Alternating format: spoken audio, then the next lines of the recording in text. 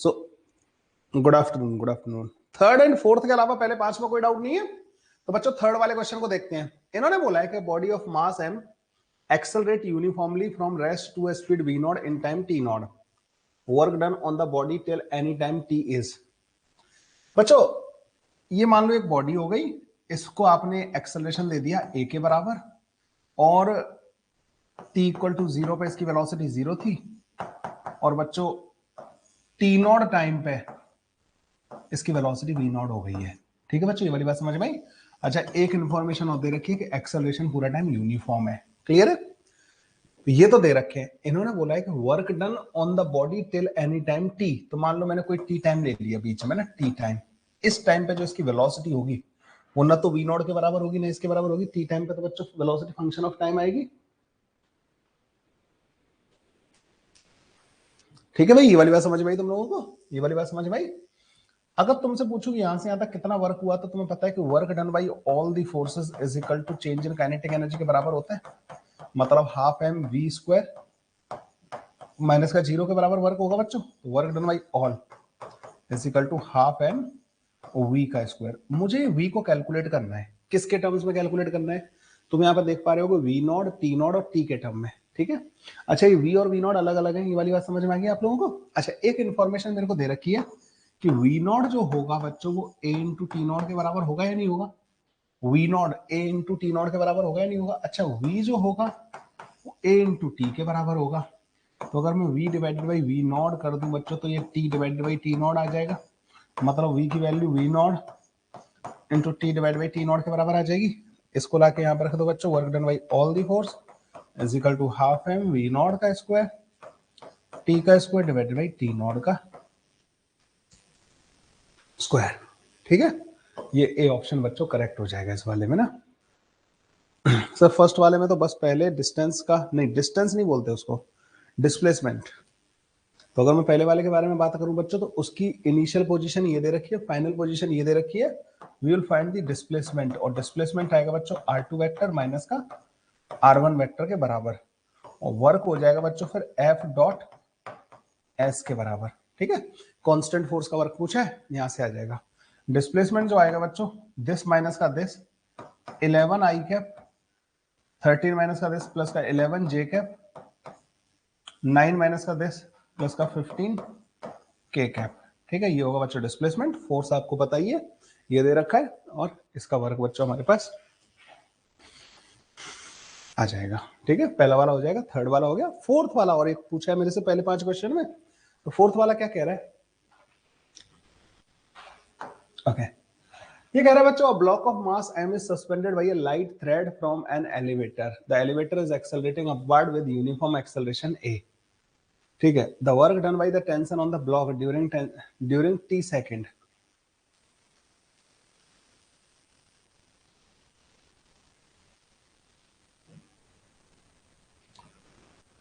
बच्चों t second में इसका ब्लॉक का डिस्प्लेसमेंट कितना आएगा? अच्छा, इन्होंने ये नहीं बोला कि work done in frame of lift. Lift के फ्रेम में पूछा होता ना बच्चों, कोई वर्क नहीं होता टेंशन का। लिफ्ट के फ्रेम में तो चल ही नहीं रहा होता, हम ग्राउंड के फ्रेम में बात कर रहे हैं। ठीक है? तो डिस्प्लेसमेंट बच्चों हाफ ए टी स्क्वायर के बराबर आएगा। टेंशन जो होगा बच्चों क्या है यहाँ पे, टेंशन m g प्लस का a के बराबर होगा या नहीं होगा बच्चों? g फैक्टर वाले कॉन्सेप्ट सिखाए थे मैंने तुम्हें न्यूटन्स लॉज ऑफ मोशन में। बस जिधर टेंशन लग रहा है उधर की तरफ इसका डिस्प्लेसमेंट हुआ है, तो वर्क डन बाई टेंशन, क्योंकि इफ टेंशन कांस्टेंट होगा m g प्लस का a into A into T का स्क्वायर डिवाइड बाई 2 के बराबर आ जाएगा। ये तो इजी था। ठीक है? काम खत्म हो गया इस क्वेश्चन का। यहां तक तो बच्चे इजी है। पहले 10 क्वेश्चन में कोई बच्चे किसी बच्चे को कोई डाउट? फर्स्ट 10 क्वेश्चंस में किसी बच्चे को डाउट? पहले 10 क्वेश्चंस में बच्चों किसी को भी डाउट? कोई 10th तक कोई भी डाउट हो, जितने भी डाउट हो पूछ लो आराम से। पहले 5 में तुमने 3 पूछे, मैंने बता दिए। अगले 5 में बच्चों जल्दी से बताओ मुझे कोई डाउट है तुम्हारा up to question number 10। 7th वाला राहुल को डाउट है, 9th वाला डाउट है। 7th क्वेश्चन और 9th क्वेश्चन।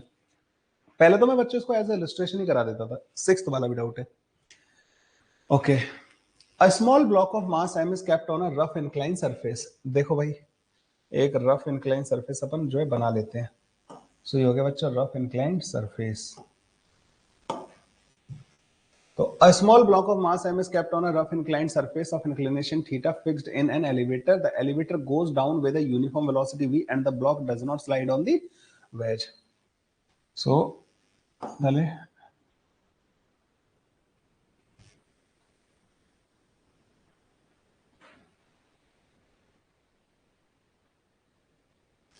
ओके देखो बच्चों यहाँ पे क्या हो रहा है कि ये m मास हो गया बच्चों इसका, this is going with v velocity और इनके बीच में स्लिपिंग नहीं हो रही है। क्या जो वेलोसिटी अगर तुम इसके इस पे बात करो बच्चों, फोर्सेस की अगर बात करो तो क्या ब्लॉक का एक्सेलरेशन है, वेज का कोई एक्सेलरेशन है? नहीं। अब यहाँ पे ध्यान से सुनना बच्चों, एक तो नॉर्मल लग रहा होगा, mg का कंपोनेंट इधर आ रहा होगा, mg का कंपोनेंट इधर आ रहा होगा और एक फ्रिक्शन बच्चों इधर की तरफ आ रहा होगा, ये फोर्सेस आ रहे होंगे। अब अगर इनके बीच में रिलेटिव मोशन नहीं हो रहा है बच्चों तो तुम्हें पता है कि स्टैटिक फ्रिक्शन लग रहा होगा यहाँ पे, और स्टैटिक फ्रिक्शन बच्चों कितना लगता है, जितनी जरूरत होती है। तो स्टैटिक फ्रिक्शन की वैल्यू बच्चों कितनी होगी यहाँ पे, mg sin थीटा के बराबर। अच्छा ये ध्यान रखना, लिफ्ट का कोई एक्सेलरेशन नहीं है, तो अगर तुम लिफ्ट के फ्रेम में भी जाके फोर्सेस लिखोगे ना तो स्यूडो फोर्स वगैरह आएगा ही नहीं है, वो तो उसकी वेलोसिटी है, एक्सेलरेशन नहीं है बच्चों। एक्सेलरेशन होता है तो हम लगाते हैं बच्चों क्या, स्यूडो फोर्स। तो फोर्सेस तो यही बनने वाले हैं और इनके बीच में लिफ्ट के फ्रेम में भी जाके अगर तुम फोर्स बैलेंस करोगे तो तुम देखोगे कि mg sin थीटा फ्रिक्शन बराबर होंगे। ये वाली बात समझ में आई? इसका बच्चों किसी भी टाइम में जो डिस्प्लेसमेंट होगा ना वो v इंटू टी के बराबर होगा। किधर की तरफ होगा डिस्प्लेसमेंट, नीचे की तरफ, तो डिस्प्लेसमेंट आएगा बच्चों v इंटू टी के बराबर, ये होगा डिस्प्लेसमेंट। और जो फ्रिक्शन लग रहा होगा ना बच्चों एफ स्टैटिक, वो भी मैग्नीट्यूड होगा उसका mg sin थीटा के बराबर, वो ऐसे लग रहा होगा। अगर तुम ये लाइन ड्रॉ कर लो, ये 90 डिग्री है, इंक्लाइन का एंगल थीटा के बराबर है ये वाला एंगल, तो ये 90 प्लस थीटा के बराबर हो गया। तो वर्क डन बाई फ्रिक्शन जो आएगा बच्चों mg sin theta into displacement which is vt into cos 90 plus का थीटा। तो बच्चों वर्क डन बाई अगर फ्रिक्शन देखोगे ना तुम तो माइनस का mg into vt sign square theta के बराबर आ रहा होगा। देखो ये ऑप्शन करेक्ट हो जाएगा। हमें देखना होता है बच्चों कि पॉइंट ऑफ एप्लीकेशन का डिस्प्लेसमेंट किधर हुआ, तो लिफ्ट, और ये बच्चों किसके रेस्पेक्ट में, विद रेस्पेक्ट टू ग्राउंड बोला है उन्होंने, तो ग्राउंड के रेस्पेक्ट में। ये देखो ये पूरा सिस्टम ना लिफ्ट के साथ जा रहा है वी वेलोसिटी से, स्लिपिंग हो नहीं रही है, तो जितना ये चलेगा उतना ही ब्लॉक चलेगा ही नहीं चलेगा, ब्लॉक स्लिप ही नहीं कर रहा बच्चों, ब्लॉक का कोई रिलेटिव मोशन ही नहीं है। ठीक है, तो 6 वाला बच्चों इस तरीके से हो जाएगा। 7th वाला, in the figure shown all the surfaces are frictionless and the mass of the all the surfaces are frictionless and the mass of the block m is equal to 1 kilogram. The block and the wedge are held initially at rest. Now the wedge is given a horizontal acceleration of this by applying a force on the wedge so that the block does not slip on the wedge. Then work done by the normal force in the ground frame. पहले तो बच्चों देखो इस वाले question को ना, इस वाले में न्यूटन्स लॉज ऑफ मोशन का एक बहुत इंपॉर्टेंट कॉन्सेप्ट लगेगा। आपको याद है मैंने जब एक ऐसा क्वेश्चन था जिसमें इन्होंने बोला था कि इस वेज को इधर की तरफ कितना मिनिमम एक्सेलरेशन दिया जाए कि इसका फ्री फॉल हो, ये न्यूटन्स लॉज ऑफ मोशन में हमने ऐसा क्वेश्चन किया था। यहां पे बच्चों पता क्या हो रहा है, इसको कितना एक्सेलरेशन दिया जाए कि ये ब्लॉक स्लिप ही ना करे इसके ऊपर। तो ऐसा करते हैं, पहले तो हम नॉर्मल वगैरह की वैल्यूज कैलकुलेट कर लेते हैं। तो मैं क्या करूंगा बच्चों, इस वेज के फ्रेम में ही चला जाऊंगा, यहाँ पे जाके बैठ गया। जैसे मैं यहाँ पे जाके बैठा ना तो बच्चों मुझे इसकी वैल्यू 10 के बराबर है, तो 10 इंटू एम के बराबर एक फोर्स लगाना पड़ेगा। यहाँ पे बच्चों 10 इंटू एम के बराबर ऑलरेडी फोर्स लग रहा है mg। अब तुम यहाँ पे ये तुमने वेज को रोक दिया और ये इसके रेस्पेक्ट में रुका हुआ है क्योंकि उन्होंने बोला block does not slip on the wedge, मतलब इसका mg का इधर वाला कंपोनेंट mg sin थीटा बराबर होगा बच्चों 10m cos थीटा के। इन दोनों के कंपोनेंट कर लिए हमने, ठीक है, ऐसे करके कंपोनेंट आ जाएंगे। अगर ये दोनों बराबर है बच्चों तो तुम समझ रहे हो mg sin थीटा अगर 10m cos थीटा के बराबर है तो देखो बच्चों थीटा की वैल्यू 45 डिग्री होगी, तो इसका वेज का जो एंगल है ना बच्चों दैट शुड बी 45 डिग्री। तो बच्चों 45 डिग्री पे अगर आप 10 मीटर पर सेकंड स्क्वायर का एक्सेलरेशन दोगे तो इसकी स्लिपिंग नहीं होगी, क्योंकि आप देख पा रहे होगे वो जो स्यूडो फोर्स का ऊपर वाला कंपोनेंट mg sin थीटा को बैलेंस कर देगा अगर वेज के रेस्पेक्ट में जाके बात करोगे तो। ठीक है, नॉर्मल की वैल्यू कितनी आएगी बच्चों, यहाँ पे नॉर्मल की वैल्यू इधर आएगी, नॉर्मल तो इधर आएगा, नॉर्मल बच्चों कितना आ जाएगा 10m। अब तो थीटा बच्चों वही हो गया, तो एक तो इसका कंपोनेंट आएगा, एक इसका कंपोनेंट आएगा, तो 10m sin 45 mg cos 45, ठीक है। अगर आप इसकी वैल्यू देखोगे ना, नॉर्मल की वैल्यू, m की वैल्यू बच्चों कुछ दे रखी होगी, 1 किलोग्राम का है, ठीक है। तो 10√2 आ जाएगा मेरे ख्याल से, नहीं 10√2 के बराबर। ये आ गया बच्चों नॉर्मल रिएक्शन। अब नॉर्मल रिएक्शन किधर लग रहा है बच्चों, इधर की तरफ। इसका डिस्प्लेसमेंट किधर हो रहा है बच्चों, अब अगर स्लिपिंग नहीं हो रही है तो ये वेज पे यहीं रहेगा इसी लेवल पे और ऐसे जाएगा। इसका जो डिस्प्लेसमेंट हुआ ना बच्चों ब्लॉक का, हाफ कितने सेकंड में बात करनी, work done by in the block in √3 second, A into √3 का स्क्वायर। तो ये आ जाएगा बच्चों तुम्हारे पास 15 मीटर के बराबर। तो 15 मीटर बच्चों इसका डिस्प्लेसमेंट होगा। तो वर्क डन बाई नॉर्मल पता है कितना आएगा, n into 15 into cos 45 degree, ये एंगल 45 डिग्री के बराबर होगा। तो 150 जूल के बराबर वर्क आ रहा होगा बच्चों इसका, ये आंसर आ जाएगा। ठीक है, फोर्स का डिस्प्लेसमेंट की डायरेक्शन में कंपोनेंट करना पड़ेगा ना, नॉर्मल पता करना पड़ेगा, थीटा पता करना पड़ेगा। तो ये बहुत प्यारा क्वेश्चन है, मतलब ना कॉन्सेप्ट बिल्डिंग के हिसाब से बच्चों अल्टीमेट लेवल, अल्टीमेट प्रॉब्लम है, अल्टीमेट। ऐसे ही थोड़ी बच्चे मेरी शीट को इतना टॉप लेवल का आ जाता है, क्वेश्चंस इसके बहुत अच्छे होते हैं। Then you ask question number 9। So ये वाला तुम लोगों ने कर लिया होगा, बड़े आराम से हो गया होगा ना। तो एफ डॉट डी एस करके, एफ डॉट डी एक्स करके मतलब इसको सॉल्व कर दिया होगा, ठीक है। फोर्स दे रखा है बच्चों ये वाला, act on the body due to which the position varies as this, और डिस्प्लेसमेंट बच्चों उसका इस तरीके से वेरी कर रहा है, work done by this force in the first 2 second is. अच्छा, वर्क होता क्या है बच्चों, integration of F dot d s, यही होता है ना। एफ बच्चों यहां पे फंक्शन ऑफ टाइम दे रखा है, ए समय ऐसे दे रखा है। अगर तुमसे बोलूं मैं डीएस पता कर लो, डीएस वेक्टर, तो डीएस वेक्टर आएगा बच्चों वहां से 40 आई कैप के बराबर ओनली। तो यहां पे ले जाकर मल्टीप्लाई कर दो। अच्छा डीएस बाई डी टी है ये, ठीक है, ध्यान रखना। इसको ले जाके बच्चों यहाँ पे पुट कर दो, एफ की वैल्यू पुट करो 3t आई कैप प्लस का 5 जे कैप, डॉट करो बच्चों उसका किसके साथ, 4t dt आई कैप के साथ, क्योंकि डीएस निकालोगे तो dt को इधर ले जाओगे। तो वर्क आ जाएगा बच्चों यहाँ पे तुम्हारे पास integration 3t into 4t into dt। तो वर्क आ जाएगा बच्चों यहाँ पे 4t की पावर 3, 2 की पावर 32 जूल, 32 जूल बच्चों यहाँ पे तुम्हारे पास वर्क आ जाएगा। अब बताओ बच्चों मेरे को, आर्या का जो डाउट है वो है 12th एंड 13th, इसके अलावा और कोई डाउट बच्चों किसी को, 12th एंड 13th के अलावा और कोई डाउट। 11th राहुल का है, 11, 12 एंड 13, 15 तक बच्चों और कोई आपके डाउट हो तो बता देना। Two spring have their force constant K1 and K2 when they are stressed by the same force.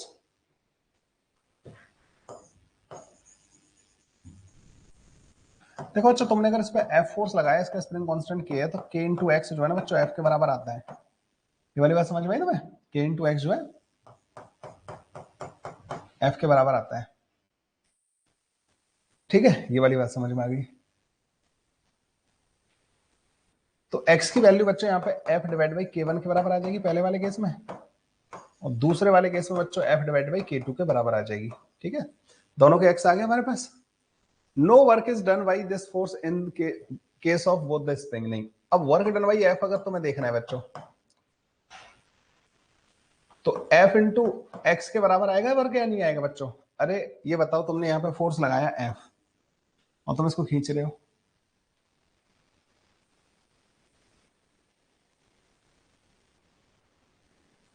अब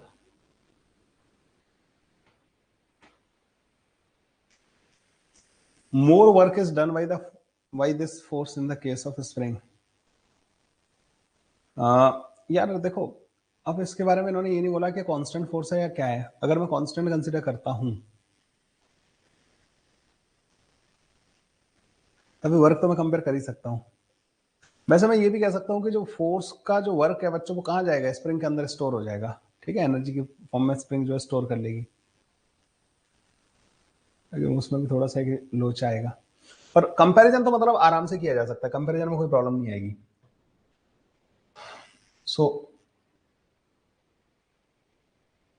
ये हो गया बच्चों ना। अगर तुम work done by work W1 पूछो तो पता है x1 की value f divide by k1 लाके रख देना, तो ये हो जाएगा f square divide by k1। W2 बच्चों f square divide by k2 हो जाएगा, नहीं हो जाएगा? क्या चीज सेम है? f। क्या डिफरेंट है? k1 और k2। तो वर्क को कंपेयर करने के लिए मैं x के टर्म में नहीं कह सकता, x तो बच्चों दोनों के लिए अलग अलग आएगा। मुझे क्या करना पड़ेगा, ऐसे ऐसे वेरिएबल्स में इसको लाना पड़ेगा वर्क को जिसमें मैं कंपैरिजन आराम से कर पाऊं। तो दोनों पे बच्चों f4 सेम लगा रखा है, k1 k2 दोनों के डिफरेंट है। तो k1 बच्चों किसका ज्यादा है? k1 ज्यादा है k2 से, तो W1 छोटा होगा बच्चों W2 से। तो more work is done by this force in case of second spring. Second spring में बच्चों ज्यादा वर्क करना पड़ेगा, ठीक है? सेम फोर्स है इसलिए सेकंड वाली स्प्रिंग में ज्यादा वर्क करना पड़ेगा। तुम्हें किसी किसी को लग सकता है कि सर k1 बड़ा है तो हाफ के एक्स स्क्वायर, भाई x तो दोनों के लिए डिफरेंट होगा ना, दोनों का x तो डिफरेंट होगा ना। आप पोटेंशियल एनर्जी भी कंपेयर करोगे ना, किस स्प्रिंग ने ज्यादा एनर्जी स्टोर की होगी तो वो k2 वाली होगी, ठीक है? एनर्जी भी बच्चों k2 वाली की ही आएगी। 12वां क्वेश्चन बच्चों, the force acting on the particle moving in a straight line varies with the velocity v as the particle this the work done by this force in time t। देखो बच्चों वैसे तो इसको करने के कई सारे तरीके हैं, ठीक है? इस वाले क्वेश्चन को करने के कई सारे तरीके हैं। एक तो बच्चों वर्क डन जब भी तुम्हें पता करना हो ना तो तुम चेंज इन काइनेटिक एनर्जी को ध्यान में रखा करो, ठीक है? वर्क डन जब भी पता करना हो तो चेंज इन काइनेटिक एनर्जी एक तो ध्यान में रखनी है। अब इस वाले को मैं कैसे सॉल्व करूंगा? वर्क जो होगा ना बच्चों, वर्क जो होता है दैट इज, एक तो इन्होंने टाइम के टर्म में बोला है इसको ना, तो एफ डॉट डी एस के बराबर होता है बच्चों ना। अगर तुम देखो ना बच्चों, ds वेक्टर जो होता है ना वो v वेक्टर dt के बराबर होता है, होता ही होता है। ds बाई dt v के बराबर होता है। तो वर्क आ जाएगा बच्चों हमारे पास integration k divide by v into V D T. v से बच्चों v कट जाएगा और वर्क हमारे पास आ जाएगा इन 0 टू t टाइम के टी के बराबर, ठीक है भाई? इंटीग्रेशन में वास्तव में ध्यान रखना है, कई बार तुम्हें ds को कन्वर्ट करने की जरूरत पड़ सकती है। जैसे this is the second question जिसमें हमने ds को अलग मेथड से फाइंड किया। जैसे पहला वाला एक क्वेश्चन था s is equal to 2t square i cap plus का समथिंग जो था, उसमें हमने वहां पे ds बाई dt करके हमने ds को dt के टर्म में लाके रखा। तो हमारे पास कभी भी अगर फोर्स v के टर्म में दे रखा होगा ना बच्चों, तो हमें क्या करना है, ds को v dt टाइप से कन्वर्ट कर लेना है, ठीक है? तो इजीली सॉल्व हो जाएगा। इंटीग्रेशन में हमें कोशिश करनी है हमारा आसानी से इंटीग्रेशन हो जाए। 13th वाला आप लोगों ने पूछा है मेरे से, the kinetic energy should be the graph between the magnitude of the resistive force. पहली बात बच्चों ये ध्यान रखना, this is a resistive force, it is decreasing the kinetic energy, the work done by this force will be negative, है ना? Acting on a body and in the position of the body travelling in the straight line shown in the figure. The body का मास बच्चों 25 kilogram दे रखा है, initial velocity उसकी 2 metre पर second दे रखी है। तो पहले बॉडी बच्चों इधर की तरफ जा रही थी ऐसे ना, 2 मीटर पर सेकंड से 25 किलोग्राम इसका मास था। When the distance covered by the body is 4 metre, इस पर फोर्स जो है ना बच्चों ऐसे लग रहा है, distance covered by the body is 4 metre, its kinetic energy would be. तो तुम पहले तो बच्चों इस फोर्स का वर्क कैलकुलेट कर लेते हैं। वर्क डन बाय फोर्स होता है एरिया अंडर, या ये मैंने बताया भी होगा, area under F versus x जो होता है ना बच्चों, वो work done bye the force होता है। मतलब वैसे तो बच्चों इन्होंने पता क्या किया है, इन्होंने magnitude of the force plot किया है, नहीं तो ये फोर्स नेगेटिव होगा, नीचे आना चाहिए था एरिया। लेकिन तुम्हें कंफ्यूज करने के लिए इन्होंने क्या किया है कि ऊपर बना दिया है, क्योंकि दे आर जस्ट कम, क्योंकि उन्होंने रेजिस्टिव वर्ड यूज कर लिया। They are plotting resistive force, तो मतलब उनको नेगेटिव से रिप्रेजेंट करने की अब जरूरत नहीं रही उसको। तो जो वर्क आएगा ना बच्चों उसमें तुम्हें ध्यान रखना है कि तुम्हें अपने आप नेगेटिव लगा देना है। तो इसका एरिया आएगा हाफ 20 इंटू 4 और ये माइनस का 40 जूल के बराबर आ जाएगा। इसकी इनिशियल काइनेटिक एनर्जी कितनी है बच्चों? हाफ 25 इंटू 2 का स्क्वायर विच इज 50 जूल। तो 50 जूल एनर्जी थी, वर्क हो गया बच्चों इसमें माइनस का 40 जूल, तो इसकी काइनेटिक एनर्जी कितनी बची होगी?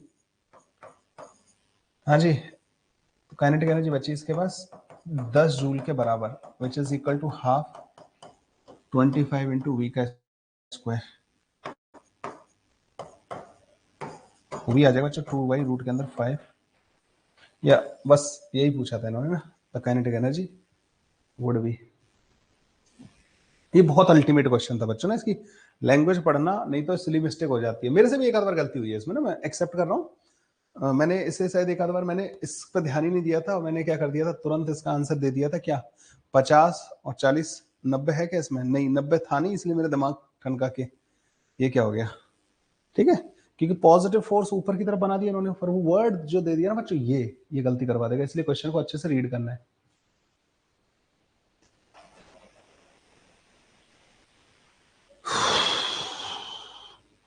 देखिए राहुल, पावर को भी नहीं लाते, पावर वेरिएबल और कांस्टेंट वाला फिर फंडा आ जाएगा वहां पे ना, पावर को लेके नहीं आते अभी बीच में। 13th वाला हो गया, और अगला वाला कौन सा पूछा है? आदित्य ने पूछा 15वां क्वेश्चन। पर मैं डिस्कशन में, मतलब तुम देखते होगे डिस्कशन के बाद तुम्हारे एकदम टॉपिक में एकदम कंट्रोल आ जाता होगा कि यार अब हो गया सब कुछ सही, इसलिए मैं डिस्कशन में जान डालने की पूरी कोशिश करता हूं। हमेशा ध्यान रखना, डिस्कशन क्लासेस जो बच्चा अटेंड नहीं करेगा उसको कुछ नहीं होगा। इसीलिए मैंने जो प्राइवेट पर्सनल कोच जो स्टार्ट किया ना, वो डिस्कशन के लिए किया है कि डिस्कशन हर बच्चा मतलब अच्छे से कर ले। A block weighing 10 Newton traveled down a smooth curved track AB joined to a rough horizontal surface.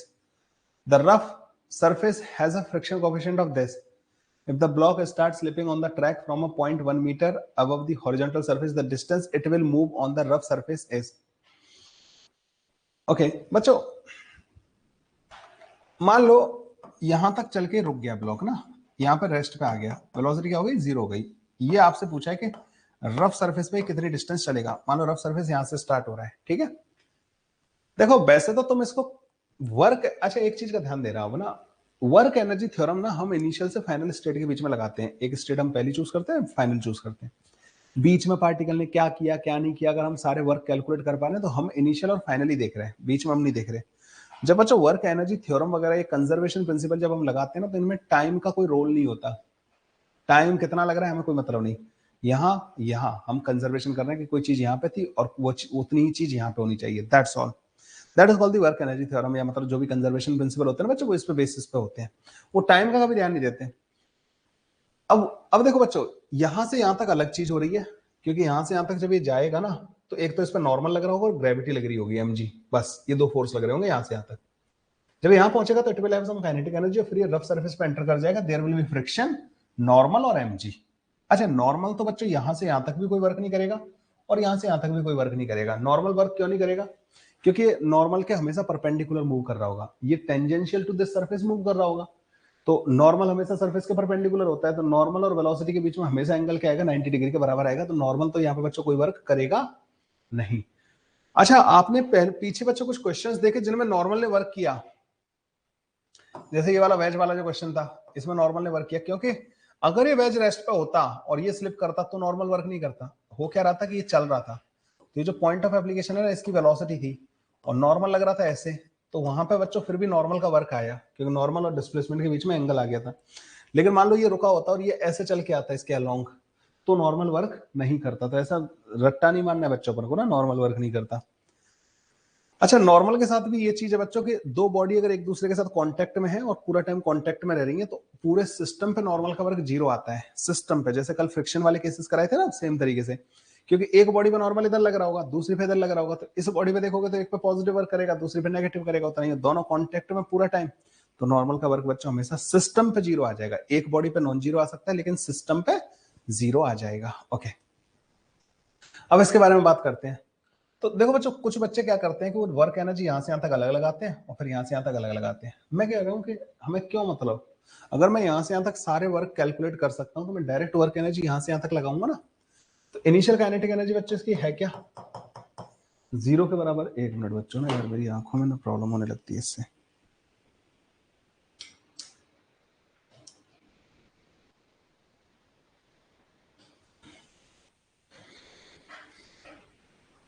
हाँ भाई, इनिशियल काइनेटिक एनर्जी क्या है? 0। फाइनल काइनेटिक एनर्जी क्या है बच्चों? 0 के बराबर। तो work done bye all the force यहां से लेके वहां तक, तुम्हें हमेशा बच्चों ये डिसाइड करना पड़ेगा तुम कहां से कहां तक लगा रहे हो। तो work done by normal plus work done by gravity plus का वर्क डन बाई फ्रिक्शन क्या होना चाहिए बच्चों? 0 के बराबर। 0 माइनस का 0, यहां से वहां तक। नॉर्मल का वर्क तो बच्चों 0 होगा। ग्रेविटी का वर्क सिर्फ वर्टिकल डिस्प्लेसमेंट पे डिपेंड करता है, क्योंकि नीचे आया है तो ग्रेविटी का वर्क बच्चों पॉजिटिव होगा, mg इंटू 1 के बराबर। फ्रिक्शन, फ्रिक्शन बच्चों यहां से लगना स्टार्ट होगा, फ्रिक्शन काइनेटिक लग रहा होगा और ये बॉडी इधर की तरफ जा रही है, तो फ्रिक्शन का वर्क आएगा माइनस का एफ के होगा बच्चों म्यू इंटू नॉर्मल।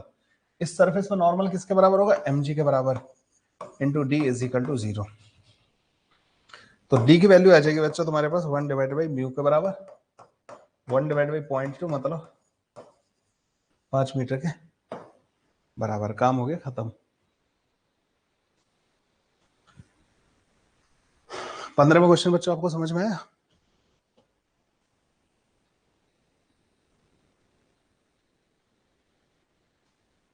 बीस तक बच्चों जो जो डाउट हो जल्दी से लिख दो, up to 20 whatever doubts you have. 16 से लेके 20 तक, 16 टू 20। अपूर्वा का डाउट है 19, 16 से लेके 20 तक। और बच्चों किसी को डाउट 16 से लेके 20 तक? और होमवर्क कर रहे हो ना बच्चों तुम लोग? अच्छा 16, 17, 20। 16 में क्या है, a small mass slide down an inclined plane of inclination theta, the coefficient of friction is this, then the distance covered by the mass before it stops। ये क्वेश्चन बच्चों याद है कि ऐसा क्वेश्चन हम लोगों ने मैक्सिमम स्पीड कहां पे आएगी, ये वाला ऐसा क्वेश्चन किया था हमने ना, तो कुछ इसी टाइप का है ये वाला भी। तो बच्चों जब ये मान लो, अच्छा ये कह रहे हैं कि जब ये रुक जाएगा, तो जब ये एक्स डिस्टेंस पे होगा ना बच्चों, यहाँ पे इनिशियल काइनेटिक एनर्जी क्या है इसकी 0, और फाइनल काइनेटिक एनर्जी बच्चों क्या होगी इसकी 0 के बराबर। जब यहाँ पे पहुंच जाएगा, रुक जाएगा, रेस्ट पे आ जाएगा, ठीक है।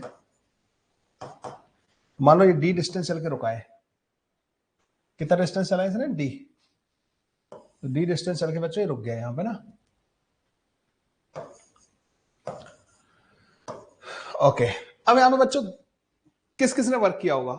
एक तो लग रहा है नॉर्मल, एक लग रहा है बच्चों ग्रेविटी, एक लग रहा है फ्रिक्शन, और ये डेल्टा के बराबर होने चाहिए। और डेल्टा के बच्चों 0, क्योंकि इनिशियली भी रुका हुआ था, फाइनली भी रुक गया है। नॉर्मल तो कोई वर्क करेगा नहीं, तो मैं ये समझ में आ ही गया होगा, क्योंकि नॉर्मल के ही क्या चल रहा है बच्चों, परपेंडिकुलर चल रहा है, ठीक है। नॉर्मल तो कोई वर्क करेगा नहीं। अब आती बात बच्चों किसकी, ग्रेविटी का वर्क। ये इंक्लिनेशन कितना दे रखा है बच्चों, थीटा के बराबर। ग्रेविटी का वर्क बच्चों डिपेंड करता है, अब ग्रेविटी का वर्क दो तरीकों से लिखा जा सकता है, या तो तुम mg इंटू परपेंडिकुलर डिस्टेंस देखो, या फिर क्या करो mg के दो कंपोनेंट कर लो, एक mg का कंपोनेंट इधर, एक mg का कंपोनेंट इधर। क्या mg cos थीटा कोई वर्क करेगा? mg cos थीटा डिस्प्लेसमेंट के परपेंडिकुलर, उसका कोई वर्क नहीं होगा। mg sin थीटा का वर्क होगा, mg sin थीटा की वजह से जो वर्क आएगा ना बच्चों, वो आएगा mg sin theta into D के बराबर, ठीक है। और फ्रिक्शन का वर्क और कैलकुलेट करना है बच्चों, this should be equal to 0। अब फ्रिक्शन का वर्क कैलकुलेट करने के लिए, बिकॉज फ्रिक्शन इज वेरिएबल, तो फ्रिक्शन का वर्क कैलकुलेट करने के लिए बच्चों हमें क्या करना पड़ेगा, इंटीग्रेशन। आप एक्स डिस्टेंस ऑफ फ्रिक्शन लिखोगे, कौन सा फ्रिक्शन लग रहा होगा, काइनेटिक। काइनेटिक फ्रिक्शन कितना होता है बच्चों, म्यू इंटू नॉर्मल के बराबर। तो म्यू जो है बच्चों ये दे रखा है, नॉर्मल बच्चों यहाँ पे mg cos थीटा के बराबर आएगा, है ना। ये हो गया बच्चों फ्रिक्शन, इंटू dx करना पड़ेगा, क्योंकि x डिस्टेंस जाके उसी डायरेक्शन में आप dx और चला रहे हो इसको, ठीक है। इसका इंटीग्रेशन कर दो बच्चों, वर्क डन बाई फ्रिक्शन जो आएगा ना, अच्छा ये नेगेटिव आएगा, क्योंकि फ्रिक्शन पीछे की तरफ लग रहा होगा, जब यहाँ पे होगा ना बच्चों, तो फ्रिक्शन लग रहा होगा काइनेटिक पीछे की तरफ, इसका डिस्प्लेसमेंट हो रहा होगा बच्चों इधर की तरफ, माइनस भी लगेगा, तो माइनस का mu naught mg d square divided by 2, ले जाके रख दो बच्चों, mg d sine theta mu naught mg, अच्छा यहाँ पे cos थीटा भी आएगा, d square by 2 cos theta is equal to 0। D बच्चों हमारे पास कितना आ जाएगा, 2 tan theta divided by mu naught के बराबर। तो 2 tan theta divided by mu naught is the answer,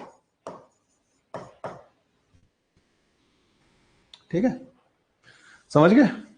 तो 16 में बच्चों इस तरीके से सॉल्व हो जाएगा। A toy car of mass 5 kilogram start from rest and move up ramp under the influence of the force F applied in the direction of the velocity plotted against displacement x। देखो बच्चों यहां तक एक force लग रहा है इसके ऊपर ना, कार के ऊपर, और उस फोर्स ने जो वर्क किया है ना कितना है, वर्क डन बाई एफ, इस एरिया के बराबर आ जाएगा हाफ 100 इंटू 11, 550 जूल के बराबर आ जाएगा बच्चों ना, इतना वर्क कर दिया इसने। अब ये जब कार यहाँ पे आ गई ना बच्चों, अब वो फोर्स लगना बंद हो गया, देखो फोर्स खत्म। ना this car has some velocity, अब ये ऊपर जाएगी और यहाँ जाके रुक गई, वेलोसिटी इसकी 0 आ गई। जब ये यहाँ जाएगी ना बच्चों, तो इस पर कोई देखो फ्रिक्शन वगैरह के बारे में तो बात करनी नहीं है अपन को, सिर्फ हाइट बढ़ी है इसकी, मतलब ग्रेविटी ने नेगेटिव वर्क किया होगा इस पे। तो वर्क डन बाय फ्रिक्शन कैसे लिखा, एक बार बता दीजिए। वेरिएबल फोर्स है यार, ये तो मतलब बड़े पहले भी हमने कई बार लिखा है। मैंने यहाँ पे x डिस्टेंस ऑफ फोर्स लिखा, फ्रिक्शन फोर्स कितना आएगा, mu M g cos theta के बराबर, ये फ्रिक्शन हो गया, म्यू जो है ये फ्रिक्शन हो गया, और dx आपने डिस्प्लेस करा दिया, तो f डॉट डिस्प्लेसमेंट कर दिया, छोटा सा डिस्प्लेसमेंट।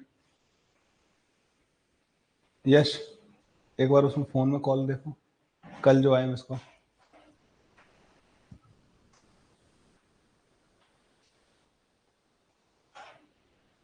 ठीक है भाई, यहां तक समझ में आया। तो वर्क डन बाई एफ कितना आ गया बच्चों, हाफ 100 इंटू 11 550 जूल के बराबर। अब हम क्या करेंगे बच्चों, मैं तो यहां से लेके वर्क एनर्जी यहां तक लगा देता हूँ ना डायरेक्ट, मुझे यहां से यहां तक बीच में लगने वाले फोर्स की वैल्यू पता है, मतलब उसका वर्क पता है।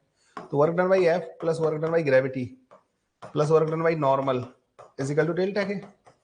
डेल्टा के 0 है, मैं यहां से यहां तक लगा रहा हूँ बच्चों, यहां से यहां तक लगाऊंगा तो डेल्टा के 0 नहीं होगा। ठीक है, तो एफ का वर्क तो बच्चों मेरे को पता है 550 माइनस का M G into Y max, this would be equal to 0। Y max आ जाएगा बच्चों हमारे पास 550 divide by M divide by 10, 11 metre के बराबर आ जाएगा आंसर। ठीक है, काम खत्म। और कौन सा पूछा था, 19th पूछा था, 19th एंड 20th।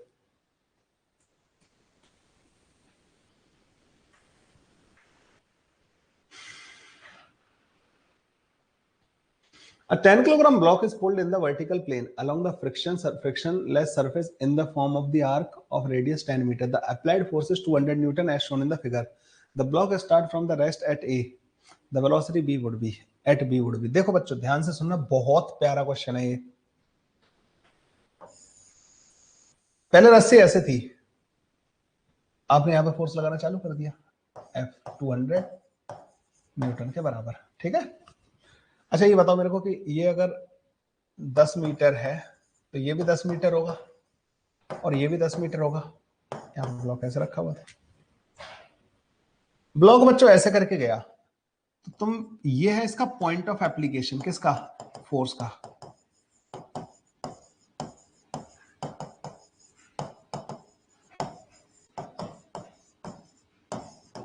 और ये फोर्स कैसा है बच्चों, constant. Work done by constant force जो होता है ना बच्चों, अगर आपको याद हो तो force into displacement of point of application in the direction of force होता है। ये होती है बच्चों डेफिनेशन। मतलब हम फोर्स के पॉइंट ऑफ एप्लीकेशन का डिस्प्लेसमेंट देखते हैं, तो पॉइंट ऑफ एप्लीकेशन ये था। अब जब ये ब्लॉक यहां पहुंच जाएगा, मतलब ये जितनी भी रस्सी थी ना वो यहां पे यूज हो गई होगी बच्चों, 10 मीटर आगे चला गया होगा पॉइंट ऑफ एप्लीकेशन, यहां पहुंच गया होगा बच्चों ये फोर्स, 10 मीटर आगे पहुंच जाएगा बच्चों फोर्स। तो work done by 200 newton is equal to 200 into 10, 2000 joule के बराबर आ जाएगा, है ना। तो उसने 2000 जूल वर्क किया। अच्छा, वर्क डन बाई ग्रेविटी, क्या ग्रेविटी का वर्क बच्चों माइनस का M G into this height के बराबर आएगा, नहीं आएगा, अगर ये एच है तो, क्योंकि ये यहां पे था अब यहां पहुंच गया।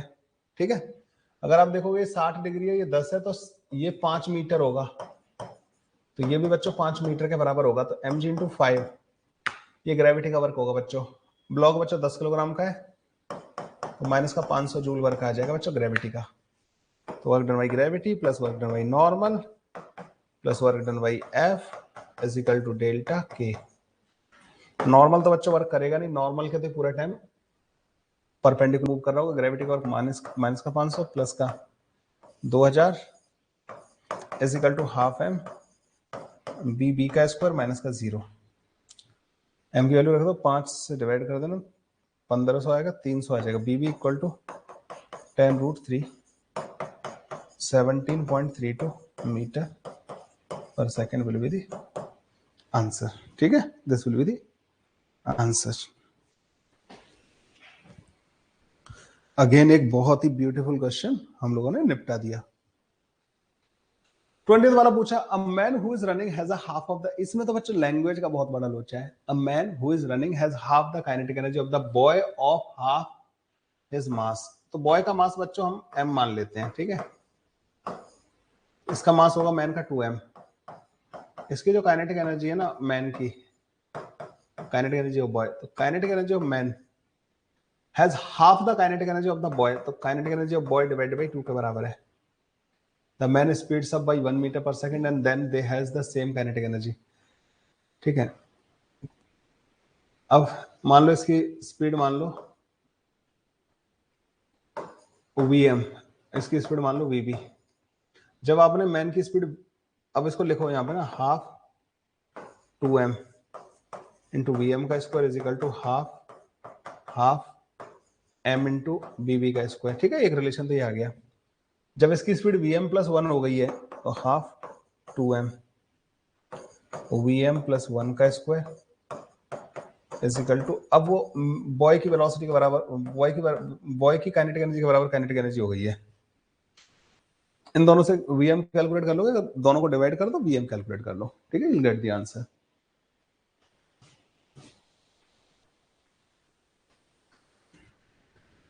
डिस्प्लेसमेंट ऑफ पॉइंट मैंने बेटा ऐसे एक्सप्लेन किया है, जब ये ब्लॉक यहां पे था ना इस जगह पे, तो रस्सी ऐसे होगी, ऐसी तो होगी रस्सी।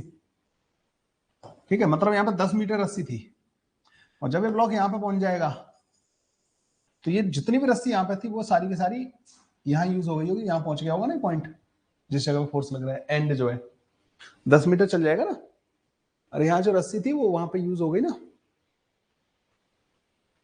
समझ में आया? बताओ बच्चों 25 तक कोई डाउट किसी को? 25 तक, अप टू 25, 20 टू 25, 20 से लेके 25 तक किसी भी बच्चे को, किसी भी बच्चे नु कोनो डाउट?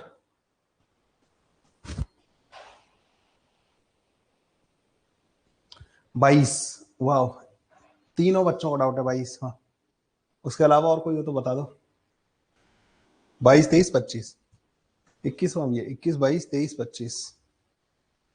21 क्या कह रहा है? A car of mass and start moving so that its velocity varies as this. तो वेलोसिटी डिस्प्लेसमेंट के साथ वेरी कर रही है। The total work performed by the force which acting on the car during the first second after the beginning of the motion.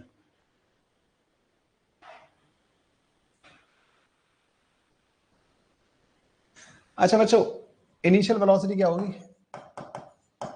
0 के बराबर। Final velocity क्या है बच्चों? बीटा इंटू रूट के अंदर एस के बराबर। अगर मैं तुमसे कहूँ कि चेंज इन काइनेटिक एनर्जी क्या होगा, तो आप बोलोगे हाफ एम बीटा का स्क्वायर इंटू एस के बराबर। यही होगा ना बच्चों चेंज इन काइनेटिक एनर्जी। तो वर्क डन बच्चों जो होगा डेल्टा के बराबर होगा half m beta square into displacement. अब डिस्प्लेसमेंट टाइम के टर्म में पता करना है। क्या मैं वेलोसिटी को ds बाई dt लिख सकता हूं? ds डिवाइड बाई रूट के अंदर s is equal to beta dt। इसको इंटीग्रेट कर दो तो 2 रूट के अंदर s बीटा इंटू टी, तो रूट के अंदर s आ जाएगा बच्चों beta into T divide by 2 के बराबर। ओवर रिटर्न बाई f आ जाएगा हाफ m beta square t square divide by 4 के बराबर। बीटा की पावर 4, टी का स्क्वायर 8। इसमें और इसमें क्या डिफरेंस? अच्छा, this will be the answer 21, 22। इसको करने के बच्चों कई सारे तरीके हैं। क्या तुम्हें इनिशियल स्पीड पता है? आप कहोगे magnitude of initial speed 5 metre पर सेकंड के बराबर है, तो मतलब इनिशियल काइनेटिक एनर्जी पता है तुम्हें। ठीक है ना? अगर तुम्हें फाइनल स्पीड पता लग जाए तो ये हो जाएगा हाफ एम इंटू 5 का स्क्वायर। इनिशियल काइनेटिक एनर्जी बच्चों 25/2 जूल के बराबर आ गई। अब t इक्वल टू 4 सेकंड पे अगर मैं तुम्हें बता दूं कि t इक्वल टू 4 सेकंड में इसकी स्पीड ये है, काम बन जाएगा। अब इसमें देख रहे हो तुम एक्सेलरेशन का x कंपोनेंट अलग दे रखा है, y कंपोनेंट अलग दे रखा है। x डायरेक्शन की मोशन को y डायरेक्शन की मोशन से कोई मतलब होता है क्या? नहीं। x डायरेक्शन में इनिशियल वेलोसिटी दे रखी है, आप बोलोगे हाँ। x डायरेक्शन में एक्सेलरेशन दे रखा है, यस। तो अगर मैं तुमसे बोलूं कि x डायरेक्शन में फाइनल वेलोसिटी माइनस का x डायरेक्शन की इनिशियल वेलोसिटी,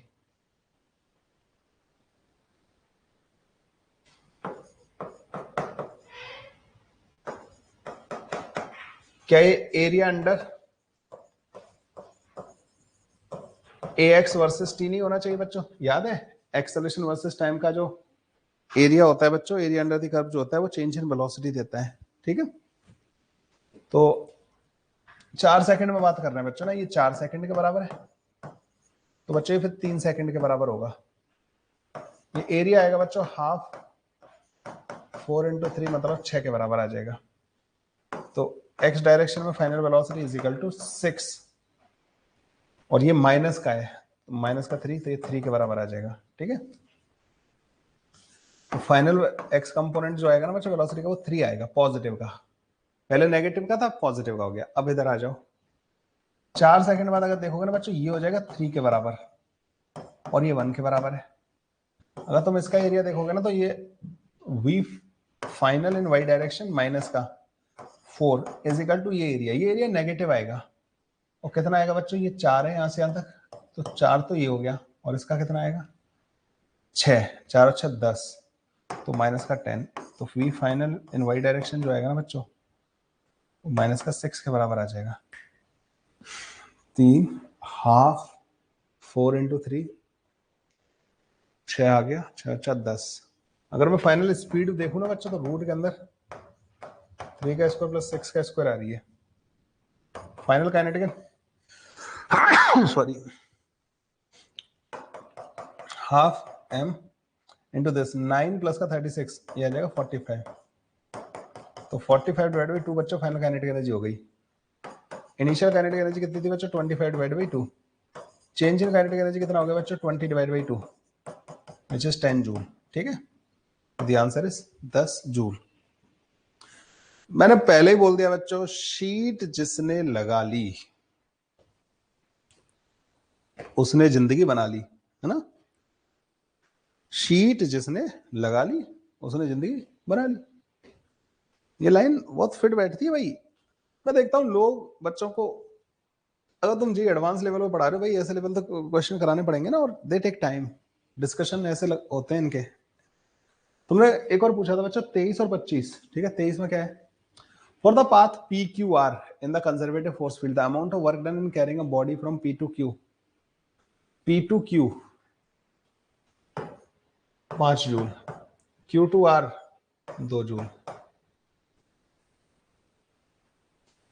ठीक है। Respective the work done in carrying the body from P to R is conservative है बच्चों, हर रास्ते वर्क सेम आना चाहिए, 7 जूल आ जाएगा, काम खत्म। तुम डायरेक्ट भी लेके जाओगे ना पी से आर तक, तो जिस जो इस रास्ते पे वर्क आ रहा है उसी पे आएगा, कंजर्वेटिव है, ठीक है। 7 जूल, काम खत्म। एक पूछा 25वां, ये तो हो गया होगा ना, इंटीग्रेट डायरेक्ट हो गया होगा ये तो।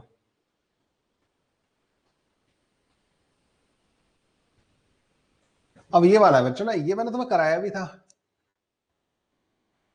देखो मुझे ये पता है कि कंजर्वेटिव फोर्स होता है, मैंने तुम्हें बताया था ना, स्पेशल केस है कंजर्वेटिव का। तो रास्ता मैटर ही नहीं करता, इनिशियल और फाइनल पोजीशन मैटर करती है। यहां से तुम वहां लेके जा रहे हो, तो वर्क डन जो आएगा ना, के वाई डी एक्स के एक्स डी वाई, इसके बराबर आएगा। के को मैं बच्चों बाहर निकाल लेता हूं, ये बन जाता है डी एक्स इंटू वाई के बराबर। के को बाहर निकाल लो, इसका इंटीग्रेशन आएगा बच्चों एक्स इंटू वाई, और लिमिट लगाना बच्चों कहां से कहां तक? 3,5 से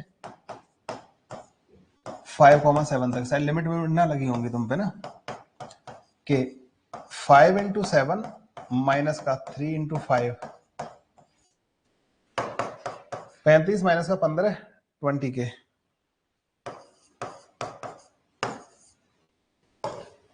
ऐसे करते हैं बच्चों इस टाइप के क्वेश्चंस को। आगे वाले लिखो भाई, 26 से लेके 30 तक लिख दिए क्या भाई हम लोगों ने? 26 बस एक ही डाउट है, आगे डाउट ही नहीं है। ऐसा कैसे हो गया भाई? होमवर्क नहीं करके आए हो? हाँ जी, होमवर्क किया है नहीं किया है? ऐसे कंप्लीट नहीं हो पाएगा फिर ये टॉपिक ना, बिखर जाएगा ये, बिखर। चलो करते हैं इसको discuss. A stone is projected vertically up with a velocity u reaches the maximum height h when it is at a height of 3h by 4 from the ground. The kinetic energy, the ratio of the kinetic energy and potential energy at that point is. Potential energy at the point of projection 0 consider करना है, ठीक है? यहाँ पे u 0, यहाँ पे kinetic energy था k equal to half m u square के बराबर। मैक्सिमम हाइट कितनी है बच्चों? ये। यहाँ पे पोटेंशियल कितना हो गया बच्चों? mgh के बराबर। काइनेटिक कितना हो गया? 0 के बराबर। अच्छा ये बात समझ लेना बच्चों यहाँ की, क्योंकि इस पर ग्रेविटी के अलावा और कोई वर्क नहीं कर रहा है, तो के इनिशियल प्लस का U initial is equal to K final plus का यू फाइनल होता है यहाँ पे ना। अगर तुम यहाँ से यहाँ तक लगाओ ना बच्चों, तो ये हाफ एम यू स्क्वायर है ना, यही एम जी एच के बराबर है। इसकी सारी काइनेटिक जो है इसके पोटेंशियल में कन्वर्ट हो गई है, ठीक है?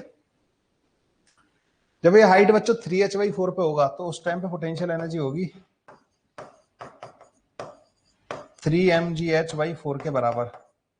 तो काइनेटिक उस टाइम पे कितनी होगी? 3h/4 पे बची कुछ काइनेटिक होगी mgh/4 के बराबर। दोनों का रेशियो कितना आ जाएगा बच्चों? काइनेटिक टू पोटेंशियल 1:3 के बराबर। And we get C option as the correct option. 26 के अलावा बच्चों अप टू 30 आप लोगों ने कोई डाउट नहीं पूछा मेरे से। अभी भी अगर आपका विचार बदले तो यू कैन आस्क। अच्छा एक कॉन्सेप्ट होता है बच्चों, यहाँ पे मैं आप लोगों को उस कॉन्सेप्ट को पहले करवा देता हूं। कॉन्सेप्ट क्या है? वो एक रेडो का क्वेश्चन है बच्चों ना, और वो जबरदस्त कॉन्सेप्ट है, ठीक है भाई? तो ये कॉन्सेप्ट क्या है मैं इसको बता देता हूं आपको। शीट क्या है? दोनों में सेम ही है ना शीट, तो जेई मेन वाली, जेई मेन रेक्टिलिनियर मोशन। हाँ हाँ शीट 1 के जेई मेन वाली, वो एक्सरसाइज 1 के, एक्सरसाइज 1 में जेई पार्ट 1 और जेई मेन क्या है। अब उसमें एरोडो में लैंग्वेज थोड़ी अलग लिखी होगी बच्चों। अ बॉडी ऑफ मास, मैं लिख देता हूँ क्वेश्चन को ना।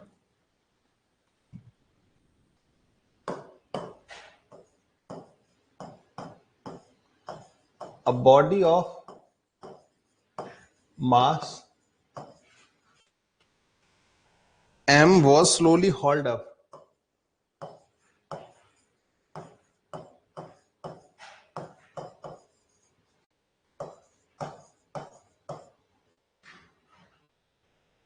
a hill।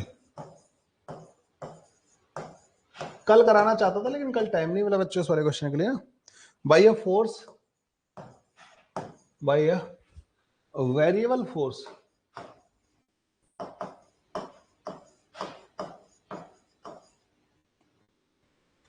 F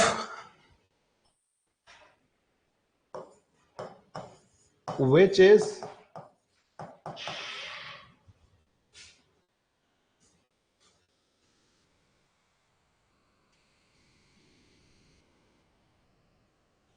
along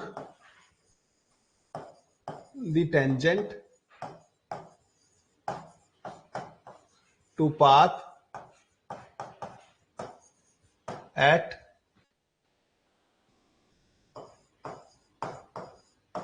each point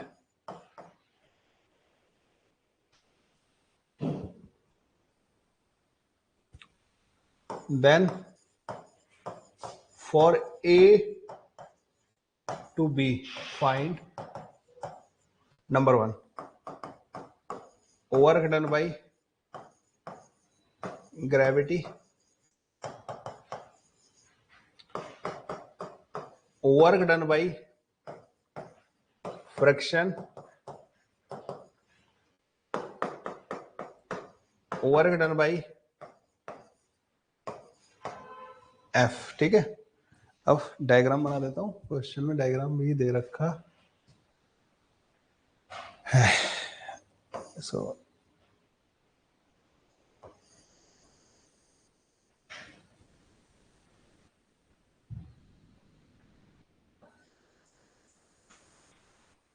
मतलब कोई भी रैंडम शेप हो सकती है, ठीक है।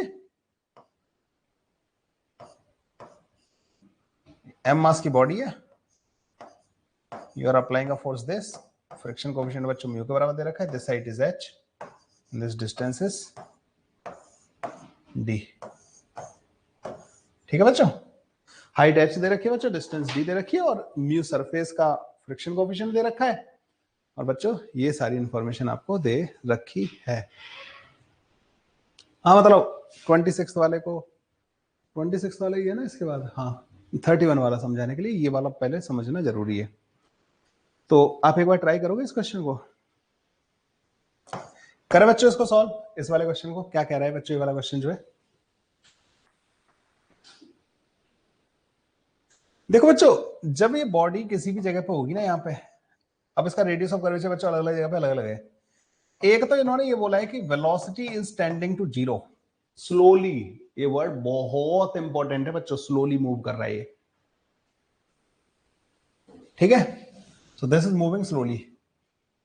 इस पर बच्चों एक फोर्स आपने ऐसे लगा रखा है, एक बच्चों नॉर्मल लगा रखा है आपने, mg के दो कंपोनेंट आएंगे, और एक बच्चों इस पर लग रहा होगा फ्रिक्शन बैक साइड में, और फ्रिक्शन होगा बच्चों kinetic, mu mg cos theta के बराबर।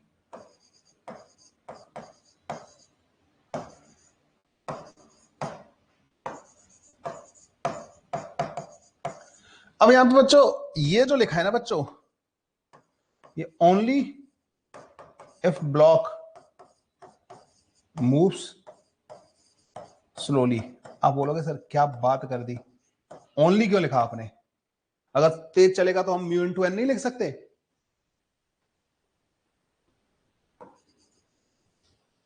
हाँ जी, म्यू एमजी cos थीटा नहीं लिख सकते क्या फ्रिक्शन की वैल्यू को, अगर ये तेज चल रहा होगा तो। दिखाई दे रहा है या नहीं दे रहा है इसमें, ये म्यू एमजी cos थीटा है, ठीक है, फ्रिक्शन, ये एमजी sin थीटा है, वो एफ हो गया, नॉर्मल हो गया, एमजी cos थीटा हो गया। बच्चों नहीं लिख सकते। आप लोगों को एक बात पता है, जब भी कोई पार्टिकल कर्व पे चल रहा होता है, कर्व्ड पाथ पे, उसकी चाहे रेडियस ऑफ कर्वेचर कितनी भी हो, कर्व्ड है, तो कर्व पे अगर चल रहा होता है ना v वेलोसिटी से बच्चों, तो उसका सेंट्रीपिटल एक्सेलरेशन आ जाता है v स्क्वायर अपॉन r के बराबर। फिर आप इस डायरेक्शन में, सर्कुलर का थोड़ा कॉन्सेप्ट है वो, फिर आप इस डायरेक्शन में F net equal to zero नहीं कर सकते, एफ नेट इक्वल टू आपको एम इंटू ए सेंट्रीपिटल के बराबर करना पड़ेगा। अगर आप चाहते हो कि सेंट्रीपिटल ना आए, तो चाहे इसका कर्व ऐसा हो कैसा भी हो, इट शुड गो स्लोली। अगर ये स्लोली जा रहा है तो वी स्क्वायर अपॉन आर वाला टर्म आएगा नहीं, और आप एफ इक्वल टू जीरो कर पाओगे इन दिस डायरेक्शन। समझ गए बच्चों ये वाली बात। तो आप नॉर्मल को, क्योंकि v जीरो है बच्चों, इसलिए नॉर्मल को आप हर जगह पे mg cos थीटा के बराबर लिख पाओगे, इसलिए काइनेटिक फ्रिक्शन की वैल्यू यहां पे लिख पाओगे। अदरवाइज अगर v दे दिया जाए ना बच्चों, तो हर जगह पे नॉर्मल की वैल्यू अलग अलग हो जाएगी, बिकॉज हर जगह का रेडियस ऑफ कर्वेचर अलग अलग है, तो वो सेंट्रीपिटल एक्सेलरेशन जो आएगा ना कर्व्ड पाथ पे, वो बच्चों अलग अलग आ जाएगा। तो फिर तो मैं नॉर्मल नहीं लिख पाऊंगा यहाँ पे, ठीक है, तो फ्रिक्शन भी नहीं लिख पाऊंगा। अच्छा मान लो इसका मैंने एक छोटा सा टुकड़ा ले लिया बच्चों ना, इसका पाथ का छोटा सा टुकड़ा, क्या मैं छोटे से टुकड़े को स्ट्रेट कंसीडर कर सकता हूं बच्चों, छोटे से टुकड़े को, इस पाथ का बच्चों मैंने एक छोटा सा टुकड़ा ले लिया ds लेंथ, क्या मैं इसको स्ट्रेट कंसीडर कर सकता हूं? आप बोलोगे हाँ सर बिल्कुल कंसीडर कर सकते हैं। अब इस छोटे से टुकड़े पे बच्चों जो फ्रिक्शन लग रहा है वो म्यू mg cos थीटा के बराबर लग रहा है, डिस्प्लेसमेंट इधर की तरफ है, इसका यहाँ पे ये एंगल थीटा के बराबर है। अगर आप यहाँ पे देखो ना बच्चों एक चीज, तो ये जो होगा ना बच्चों ds cos थीटा के बराबर होगा, तो वर्क डन बाई फ्रिक्शन जब मैं लिखूंगा ना, तो माइनस का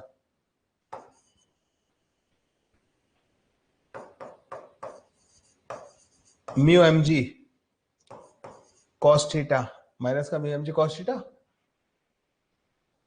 इंटू ds, ये आएगा बच्चों वर्क। फ्रिक्शन का वर्क जो है ना बच्चों ये आएगा, इसको हमें इंटीग्रेट कर देना है। तो वर्क डन बाई फ्रिक्शन जो आएगा ना बच्चों, सेकंड वाला पार्ट पहले कर रहे हैं हम लोग ना, माइनस का mu M G integration of ds cos theta. अगर आप देखो ना बच्चों ds cos थीटा है क्या, ds अगर ये है तो ds cos थीटा इसका हॉरिजॉन्टल डिस्प्लेसमेंट है। तो अगर आप इसको छोटे छोटे टुकड़ों में डिवाइड कर दो ना, उन सब का हॉरिजॉन्टल, सारे डिस्प्लेसमेंट का हॉरिजॉन्टल कंपोनेंट जो है ना ds cos थीटा आएगा, और उन सब का तुम इंटीग्रेशन कर रहे हो, सारे हॉरिजॉन्टल मतलब छोटे छोटे पार्ट में आपने इसको डिवाइड कर दिया, छोटा पार्ट ऐसे ऐसे आपने पूरे छोटे छोटे पार्ट में इसको डिवाइड कर दिया, उन सब का जो हॉरिजॉन्टल डिस्प्लेसमेंट होगा ना बच्चों, क्या वो एड अप होकर डी के बराबर हो जाएगा, नहीं हो जाएगा? तो इसका इंटीग्रेशन बच्चों डी के बराबर आ जाएगा। तो वर्क डन बाई फ्रिक्शन जो होगा ना बच्चों, माइनस का mu M G into D के बराबर होगा। वर्क डन बाई ग्रेविटी जो होगा बच्चों, वो माइनस का एम जी इंटू एच के बराबर होगा। तो वर्क डन बाई एफ जो आ जाएगा ना बच्चों, इन तीनों का वर्क जीरो आना चाहिए, तो वर्क डन बाई एफ आ जाएगा एम जी एच प्लस का mu M G into D के बराबर।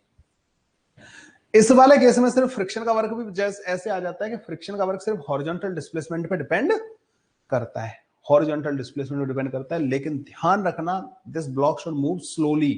So if the block move slowly, तो आप बच्चों डायरेक्ट फ्रिक्शन का वर्क लिख सकते हो माइनस का mu M G into horizontal displacement, जैसे ग्रेविटी का वर्क लिख देते हैं ना माइनस का एम जी एच ऊपर जाने पे। तो बच्चों इस केस में इसको लिखा जा सकता है।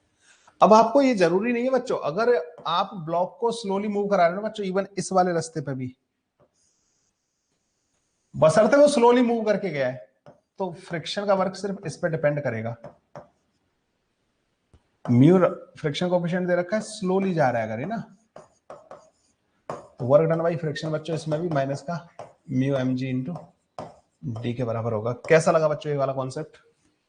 तो फ्रिक्शन का वर्क अगर स्लोली वाला केस है बच्चों, चाहे कैसा भी सरफेस हो, ओनली हॉरिजॉन्टल डिस्प्लेसमेंट पे डिपेंड करेगा।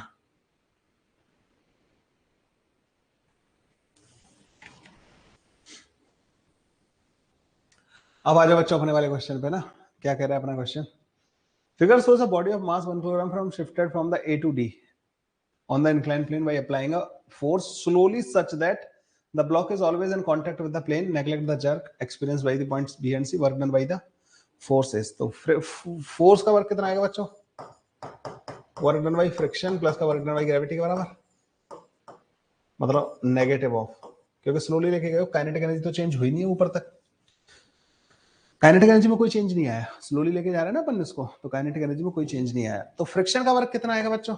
अभी मैंने बताया ओनली हॉरिजॉन्टल डिस्प्लेसमेंट डिपेंड करेगा, माइनस का म्यू 0.1 mg इंटू 2 माइनस का 0.2 mg इंटू 2 माइनस का 0.4 mg इंटू 1।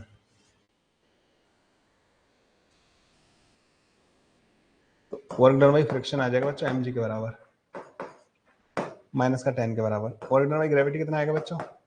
माइनस का mg इंटू 8 माइनस का 80 जूल के बराबर। Total work done by F कितना आ जाएगा बच्चों? माइनस का 10 माइनस का 80 90 जूल के बराबर, 90 जूल के बराबर बच्चों वर्क आ जाएगा हमारे पास ना इसका।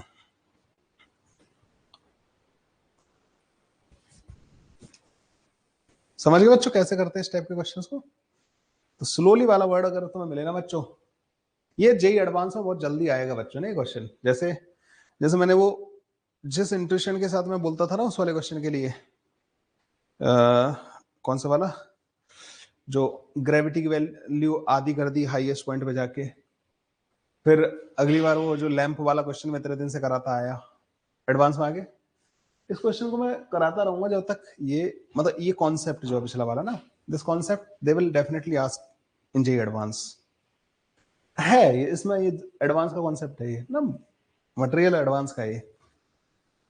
तो जो मेरा स्ट्रॉन्ग इंट्यूशन जो मेरे कह रहे हैं ना कि यार ये पूछा जाएगा जल्दी ही। हाँ भाई अगला कौन सा पूछा तुम लोगों ने? 35। इससे पहले कोई और डाउट है बच्चों? 40 तक, 40 तक बच्चों किसी भी बच्चे को कोई डाउट रह गया हो जल्दी से पूछ लो रे। 40 तक वाले लिख दो भाई ना, एक बार मैं भूल गया हूँ। 32 33 34 35 मतलब सारे हैं।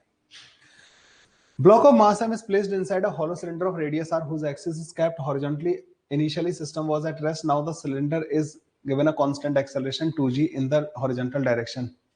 The external agent, the maximum angular displacement of the block with respect to the vertical is. अच्छा एक काम करते हैं बच्चों ना, आपने वो वर्क एनर्जी थ्योरम पढ़ी है बच्चों, work done by all is equal to delta K, इसमें बच्चों वर्क ऑफ स्यूडो फोर्स भी आता है, ठीक है। एक काम करता हूं मैं, इसके फ्रेम में चला जाता हूं, यहां जाके बैठ जाता हूं, फ्रेम चेंज कर दो बच्चों। इस पे जो फोर्स लग रहा था, एक तो mg लग रहा था, अब लगने लगेगा बच्चों इस पे स्यूडो फोर्स 2mg के बराबर। What will happen, this will go and it will remain at rest. मतलब यहाँ पे आके ये जब थीटा जब मैक्सिमम होगा ना बच्चों, तो यहाँ पे इसकी वेलोसिटी 0 हो जाएगी, मतलब ऊपर जाना बंद कर चुका होगा ना, तुम इसमें चले गए हो, समझ रहे हो, ये रुक गया है, ये रुका हुआ है, तो मैक्सिमम कहां आएगा, जहां जाके रुक जाए, रुक के लौट के आए, तो जहां रुकेगा वहीं पे थीटा मैक्सिमम होगा या नहीं होगा, एंगुलर डिस्प्लेसमेंट ये वाला थीटा मैक्सिमम बच्चों वहीं आएगा जहां पे रुकेगा।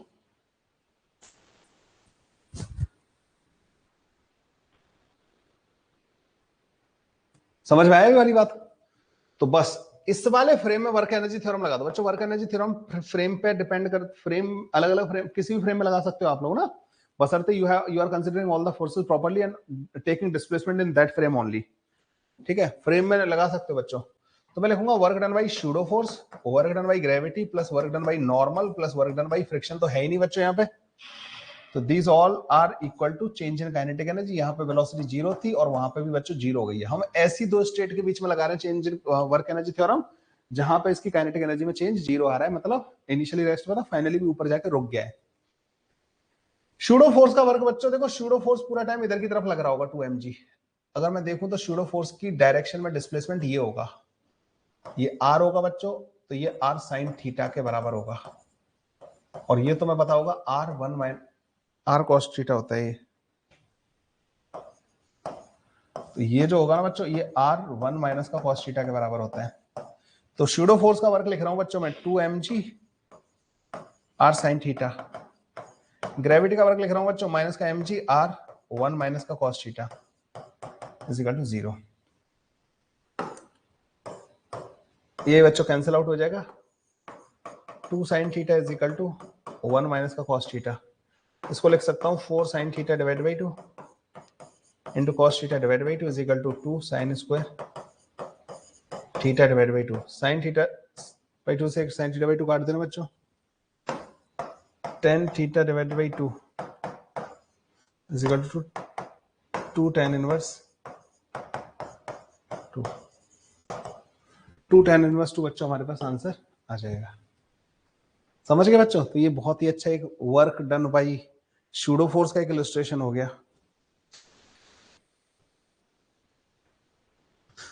आई विल रिपीट इट, मेरी क्लासेस या किसी भी फैकल्टी की क्लासेस सफिशिएंट नहीं है जेई मेन और जेई एडवांस के लिए। until you solve the sheet and take part in the discussion, only then the rasta of your success open and try to hug you. Come beta, this success is just waiting for you, but for that you need to go through this process. 33 क्या है भाई, an open knife edge of mass m is dropped from a height h on the wooden floor. If the knife penetrate up to the depth d into the wood, the average resistance offered by, देखो बच्चों ये surface है, यहां से आपने knife को गिराया from a height h, और ये बच्चे नाइफ जो है ना यहां तक चला गया d डेप्थ तक, ठीक है। यहां पे वेलोसिटी क्या होगी, 0। यहां वेलोसिटी क्या थी बच्चों, 0। अब मैं यहां से यहां तक work done by gravity, work done by resistance is equal to delta K लिख सकता हूं, which is equal to 0। Resistance कहां से कहां तक लगा होगा, यहां से यहां तक पीछे की तरफ। एवरेज बोला है, मतलब आप इसको ड्यूरिंग दैट कांस्टेंट कंसीडर कर सकते हो। ग्रेविटी का वर्क होगा बच्चों mg h प्लस का d के बराबर, यहां से यहां तक ग्रेविटी का वर्क, और रेजिस्टिव फोर्स का जो होगा बच्चों f इंटू डी के बराबर होगा, this would be equal to 0। f की वैल्यू आ जाएगी बच्चों mg h प्लस का d डिवाइड बाई डी के बराबर, mg 1 प्लस का h डिवाइड बाई डी के बराबर हमारे पास आ जाएगा। 33वां खत्म। 34वां क्वेश्चन बच्चों,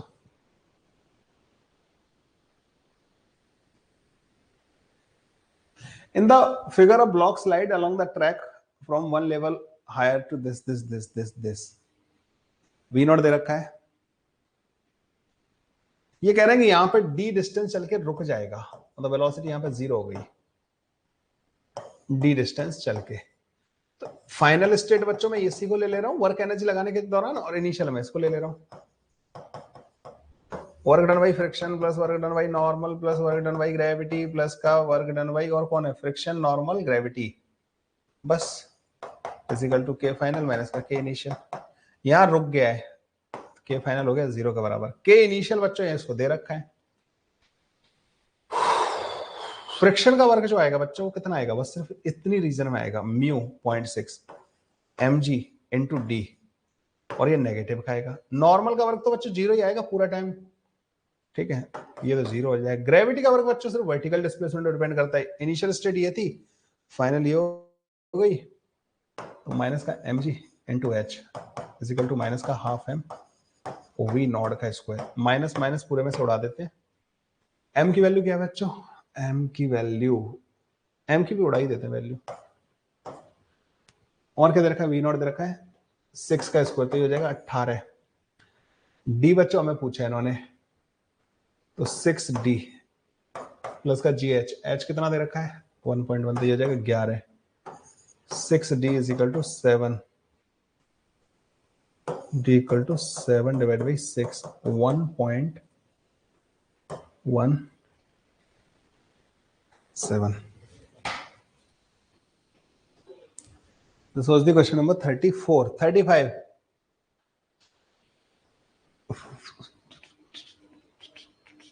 H बच्चों 1.5 मीटर के बराबर दे रखा है। जब भी ये ब्लॉक यहाँ पे आएगा ना बच्चों, यहाँ पे it will have some velocity v not. अगर तुम v नॉट की वैल्यू देखो ना बच्चों, रूट के अंदर 2gh के बराबर आएगी। वर्क एनर्जी थ्योरम लगा दो यहाँ से यहाँ तक ना, mgh is equal to half M we not square, ये आ जाएगा। या ऐसा मत करो, तुम एक काम करो, यहाँ पे इसके पास काइनेटिक एनर्जी होगी, और वो mgh के बराबर होगी या नहीं होगी बच्चे, जो पोटेंशियल है वो काइनेटिक में कन्वर्ट हो चुकी होगी, मतलब इसकी पोटेंशियल घटी है और वो काइनेटिक में कन्वर्ट होगी। mgh की वैल्यू देखना बच्चों कितनी आ जाएगी, mg इंटू एच 1.5, 15 m के बराबर, इतनी काइनेटिक एनर्जी बच्चों इसके पास ना। जब ये एक बार यहां से यहां तक जाएगा ना, तो work done by friction in one time, friction होगा बच्चों mu which is 0.2 into M into G into ये डिस्टेंस कितना है 3 के बराबर, तो 6m के बराबर बच्चों, 6m के बराबर नेगेटिव वर्क करेगा बच्चों फ्रिक्शन। इसके पास काइनेटिक एनर्जी कितनी है बच्चों, 15m के बराबर। फ्रिक्शन कितना नेगेटिव वर्क कर रहा है, 6m के बराबर एक बार में। तो जब ये इधर से इधर निकलेगा, इसके पास काइनेटिक एनर्जी बचेगी बच्चों कितनी, 9m के बराबर। अब उस काइनेटिक एनर्जी वजह से ऊपर जाएगा, फिर ये लौट के आएगा, जितना ऊपर गया उतना ही लौट के आएगा, मतलब अब इसके पास काइनेटिक एनर्जी 9m बचेगी। फिर ये इधर जाएगा तो 6m और लूज कर देगा, अब इसके पास 3m बचेगी काइनेटिक एनर्जी, फिर ये ऊपर जाएगा, फिर वापस आएगा। जब 3m से ना ये बीचों बीच में जाके रुक जाएगा, क्योंकि अब इसके पास 6m के बराबर एनर्जी नहीं है, 3m है, तो बच्चों सिर्फ आधा रास्ता कवर करके रुक जाएगा, तो सेंटर में रुकेगा, mid point of the flat surface. तो ये बच्चों पता है कैसे होगा, क्या होगा, ये समझ में आया। एक बार में नहीं रुकेगा, दूसरी बार में भी नहीं रुकेगा, तीसरी बार में बीच में आके रुक जाएगा।